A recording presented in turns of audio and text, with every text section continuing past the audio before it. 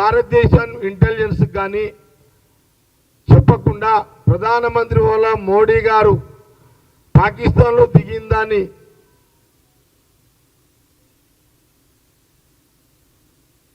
దిగడము, ఇక్కడ అధికారికంగా రేవంత్ రెడ్డి గారు టూర్ పోతుంటే ఆపడము, అంటే అనధికారికంగా మీరు ఏం తప్పులు చేసినా చెల్లుతుంది అని మీ ఆలోచన.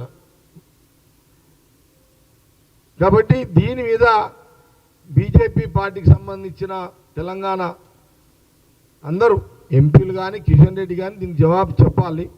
పదే పదే మీరు కాంగ్రెస్ ముఖ్యమంత్రి రేవంత్ రెడ్డి గారిని టార్గెట్గా మీరు ఏదైతే చేస్తున్నారో బీజేపీ పార్టీ దాన్ని తీవ్రంగా కాంగ్రెస్ పార్టీ ఖండిస్తున్నది.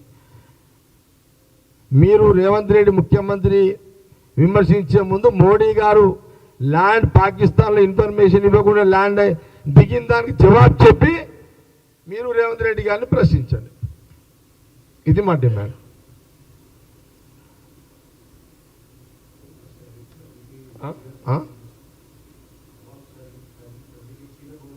అంతే, ఓకే. మరి ఇంకా ఇందులో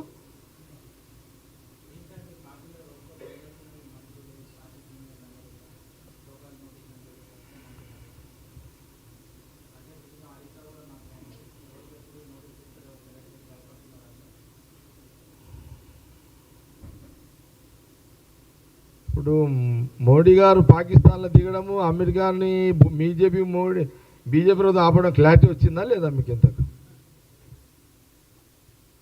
నేను మిమ్మల్ని అడుగుతున్నా, మీడియాని అడుగుతున్నా, మీకేమైనా క్లారిటీ వచ్చిందా లేదా? దాని మీద ఏమైనా అడగండి మీరు ఫస్ట్. ఇప్పుడు నేనేమన్నా అనధికారికంగా భారతదేశ ప్రధాని మోడీ గారు వితౌట్ ఈ భారతదేశ ఇంటెలిజెన్స్ తెలియకుండా పాకిస్తాన్లో దిగిండు. అధికారికంగా ముఖ్యమంత్రి హోదాలో రేవంత్ రెడ్డి గారు అమెరికా టూర్ ఆపడానికి కుట్ర జరిగింది. ఆపడము ఒక కుట్ర.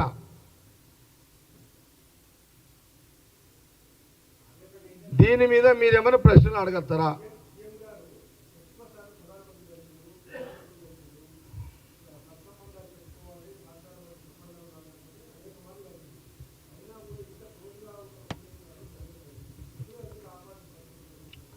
అంటే ముఖ్యమంత్రి హోదాలో మోడీ గారిని ఎన్నిసార్లు కలిసినా తెలంగాణ ప్రజల కోసమే కలిసిండు. వినరా? ఇప్పుడు కలిసిండు అనంటే దాన్ని సన్నిహితము అని ముద్ర వేసుకొని రాజకీయంగా డైవర్షన్ చేయడం కంటే ముఖ్యమంత్రిగా ఏ పొలిటికల్ పార్టీ ఉన్నా ప్రధానమంత్రిని కలుస్తారు.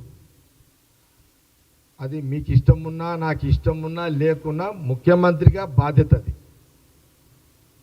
ఇప్పుడు నాకు వ్యక్తిగతంగా అన్నిసార్లు కలవడం నాకు ఇష్టం ఉండకపోవచ్చు మోడీ గారిని, కానీ ముఖ్యమంత్రి హోదాలో ఎన్నిసార్లు అయినా కలవచ్చు.